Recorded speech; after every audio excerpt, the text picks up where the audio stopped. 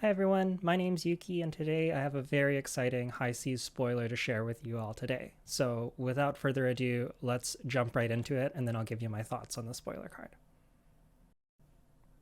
So Sealace Sarong is a Blade Break 2 Ranger equipment legs, and it has a once per turn instant turn a blue arrow in your arsenal face up. It gets go again this turn. This equipment's really, really exciting. Ranger typically has low block values, and while we do have perch grapplers in the leg slot, I think that this particular ability, being repeatable, is really, really strong and opens quite a few new deck building options available for Ranger. So one of the problems that Ranger typically has is that the blue arrows are not especially efficient attacks, and you don't really have a great way to use them. So many Rangers don't run very many blues. You see this a lot with Azalea and Riptide. And looking at Marlin's cannon that requires 4 resources to pitch, and many of the harpoons that you would want to load cost 2 resources, you're looking at a deck that wants to be full of blues, and that probably means running a decent amount of blue arrows.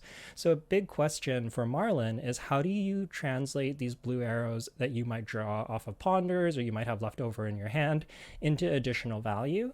And Sealace Sarong answers that question in spades. So by being able to just turn that arrow up, give it go again, and just have it convert into a free attack, suddenly blues like Drill Shot, Infecting Shot, Sedation Shot, all the classics that we saw Lexi run back in the day are back on the menu because you're able to give them go again each turn using this equipment.